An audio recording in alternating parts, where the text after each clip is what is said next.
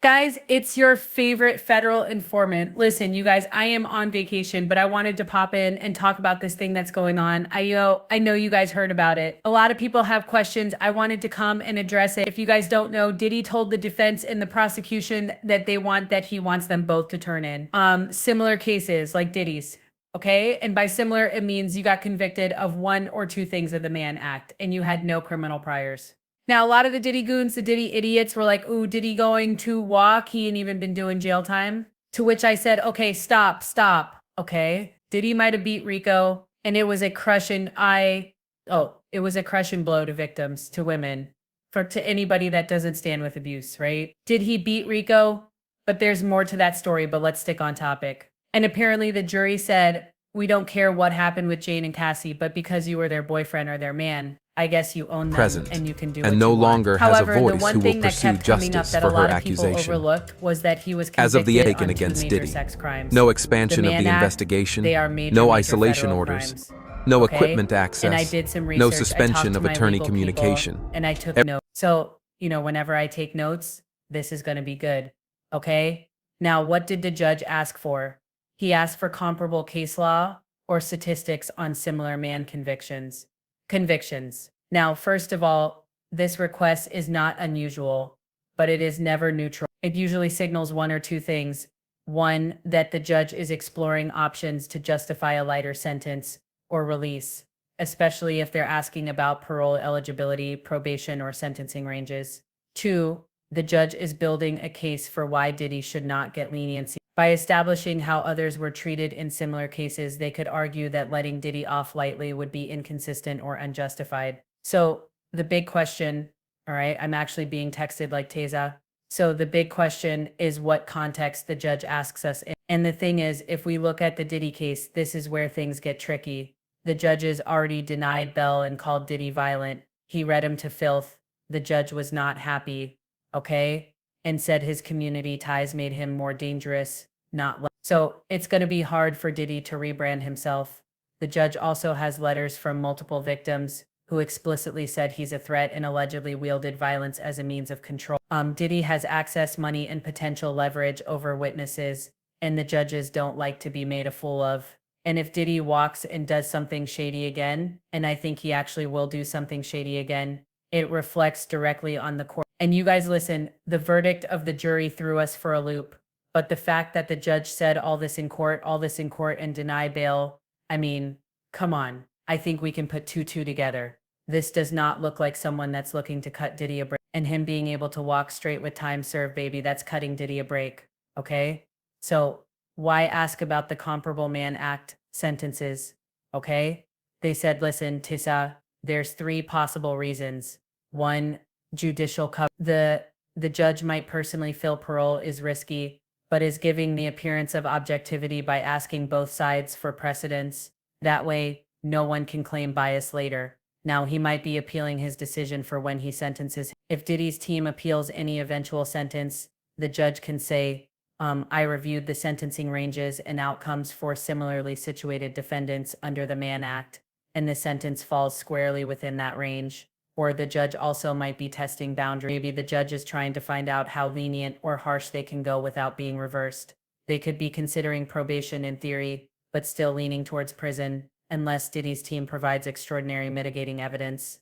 Now let's talk about that mitigating evidence. Remember when I told you guys that Diddy's team, I believe, are trying to shut up any content creators that are still criminal with them, and they feel like if they shut down the content creators, then they can start on this rebrand.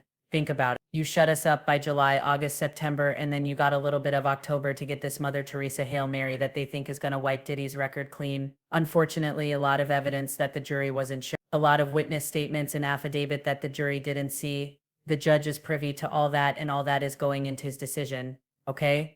So, again, I actually said, but do you really think there is any type of risk of Diddy walking with just parole? I said no, but I had to take it to the people that actually practice law. And they said, right now, Tissa, it is super low. And I'm like, okay, but why? Because y'all also said it was super low that he was going to beat the Rico charger. Well, that's not true. They said the Cassie charges were super low. They said, one, the Mann Act is a serious federal charge. And even though it's sometimes used strategically in civil or hybrid cases, Judges take it very seriously when paired with violence and pattern behavior. Judge Aaron, when did he was asking for bail, said not only is he violent, but there is a pattern of violence. Public sentiment, they also will take this. It's low because public sentiment and visibility are sky high, and the DOJ knows this is a credibility. Again, remember Maureen Comey said this is chilling for victims, it will have a chilling effect. And if the judge already said Diddy is violent and a threat and denied bail and then suddenly letting him walk would make the judge look wildly inconsistent unless new facts came to light. So what do we think about the judge? This is just my personal take. I think the judge is doing due diligence checking to see if there's any legal wiggle room. But based on prior comments, it sounds like this judge already sees Diddy as a danger, and it's just asking for case comparisons to legally reinforce whatever sentence he's already decided on. So, unless Diddy pulls a legal rabbit off the hat, he's unlikely to walk with this parole. This request is probably more about sentencing justification than, okay? So here's the thing, right? Okay? What type of language, and I just want to refresh your memory, the type of language that slams the door on parole or probation. And listen, let's get into this. He said Diddy was a batterer. This is not just commentary. That is legal language it suggests a pattern of violence, not a one-time incident. And the judge is accepting allegations as credible and maybe treating them as established facts for purposes of sentencing or bail decision. And it undercuts any claim that did violent behavior is isolated, provoked, or misunderstood.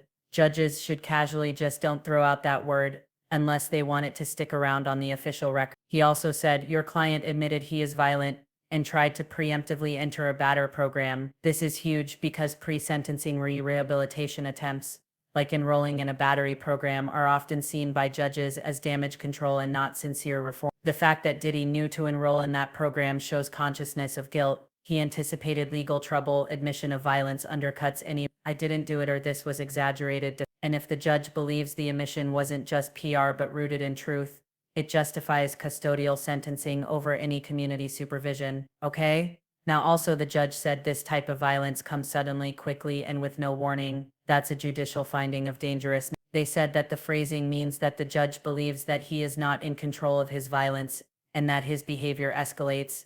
It's impulsive and it's unpredictable. Judges use this language to justify detention, especially in bail or sentencing memos. It also implies that even if he's calmed down, he could explode at any moment, which is true, and we can't risk that in the community. That is a direct argument against probation. Now, when you hear all that, I have to ask you, does this sound like a judge that's gonna let Diddy? I mean, let's be serious. Even though I'm scared for the Diddy goons. What are they gonna do? Hold a visual, be standing outside with a boombox, begging for him to be let out of jail. I can't wait to see this. They said so again, I don't think it, or actually absolutely not. If anything, a judge is building a sentencing record that says even if this man has money, power, and influence, he is violent, he is dangerous, and he is incapable of safely existing in the community. He tried to game the system with a batter program. He admitted what he did, and I'm not playing along. Again, Present, these and no statements longer make it has a legally voice and who will politically pursue almost justice for impossible her the judge accusation. to grant parole without As of the massive taken backlash against or risk Diddy, if Diddy no reoffends or expansion of the contacts a victim investigation, after release. no It's on isolation the court. orders, This isn't a no judge equipment looking for an access, excuse to show no mercy. suspension It's of a attorney judge locking in a communication. narrative of violence, manipulation, and danger. Any future sentencing or probation denial can be backed by this exact language. So unless something drastic changes, probation or parole is extremely unlikely. You're watching a legal system slowly setting the foundation for a multi-year custodial sentence, or at the very, very least, strictly monitored. Okay? Strictly monitored movements. Again, listen, at the end of the day, I don't know. It is what it is. We are expecting that Diddy will actually do some jail time. I don't think that the judge is actually going to take the time and go through all this and make all these notes just to let him out on the public. Now, will Diddy really offend? That's a different subject. A 10% think he thinks he will, but you never know. Maybe in Mark Agnifilio's loving arms, he has found a new version of himself, because we know that Mark is doing his best to uplift that man. Anyway, y'all let me know what you think in the comments. I'll talk to y'all later.